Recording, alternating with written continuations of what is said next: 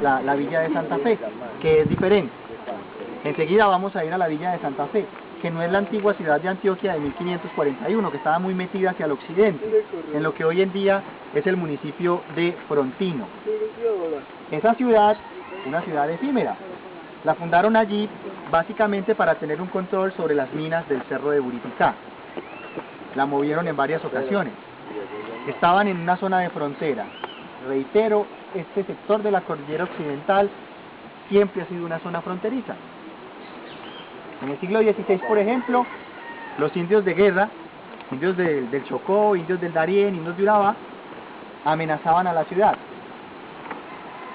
quemaban la ciudad, se robaban las mujeres, con lo que esa ciudad de Antioquia fue una ciudad exageradamente inestable, precaria, móvil. La movieron en varias ocasiones para que ya a finales del siglo XVI, en la década de 1580, se despoblara de manera definitiva. Los pocos vecinos que quedaron trasladaron los papeles del archivo y los ornamentos de la iglesia a la villa de Santa Fe, la que fundó Robledo en 1546, en la confluencia entre el río Tonusco, del río Tonusco en el río Cauca.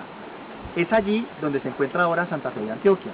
Es decir, Santa Fe de Antioquia es la antigua villa de Santa Fe, solo que con el tiempo y por el traslado y la decadencia, la desaparición de la antigua ciudad, se le conoció con el título de ciudad también, y fue la cabeza de la gobernación de Antioquia durante todo el periodo colonial hasta 1826.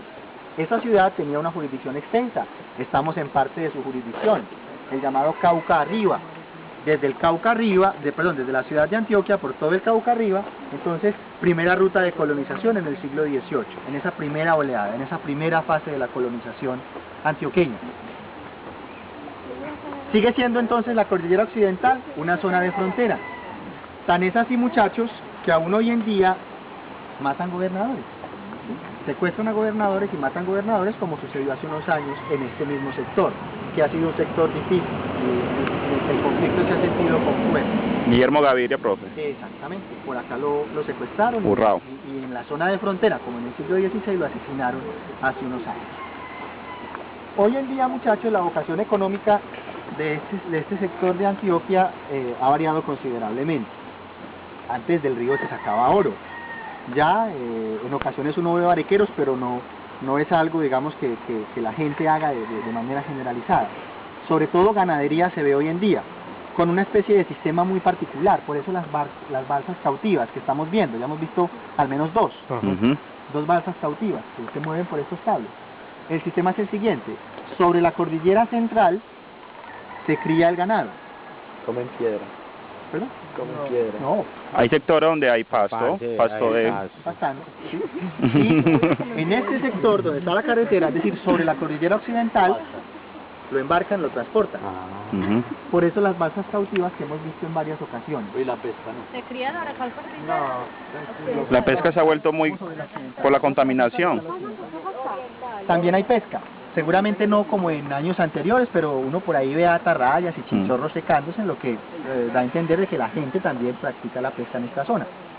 Desde La Pintada, es decir, hacia el sur, hasta Santa Fe de Antioquia, el río es navegable.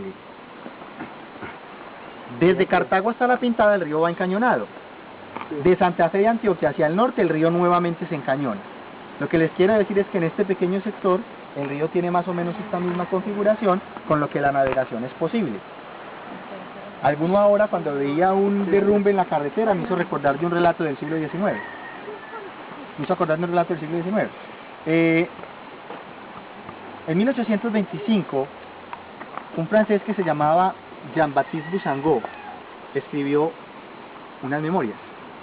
Este francés hizo parte de un grupo de extranjeros que, una vez obtuvimos la independencia, comenzó a recorrer el territorio colombiano con el ánimo de identificar recursos, o de escribir viajes, o de establecer relaciones diplomáticas o comerciales. Con múltiples fines, extranjeros recorrieron el territorio, bueno, no solamente colombiano, sino latinoamericano, porque antes, durante la colonia, estuvo cerrado, ¿sí?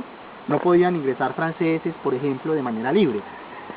Ingresaban al territorio hispanoamericano, pero con muchas restricciones. Una vez se obtiene la independencia, América abre sus puertas al mundo exterior. Entonces, este francés, Jean-Baptiste Bousangot, escribió unas memorias. El tipo llegó a Marmato, y saliendo de Marmato, en una estancia, a orillas del río Cauca, como estamos ahora, el tipo se asombraba, porque todas las mañanas veía cómo bajaban indios montados en troncos que él no sabía de dónde venían y pasaban por enfrente de la estancia. Que claro, ustedes se montan hoy en día en un tronco, en la Pintada, y en cuestión de 2 horas están en Santa Fe de Antioquia, con toda seguridad. No, decía, no. Lo utilizaban también los indios para comunicarse de esa manera.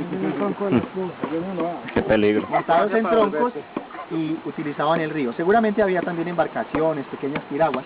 Hemos visto algunas barcas, tal vez las han visto ustedes amarradas en las orillas del río, porque el río en este sector es navegable, a diferencia de lo que pasa de la Pintada hacia el sur o de Santa Fe de Antioquia hacia el norte, cuando el río nuevamente se encañona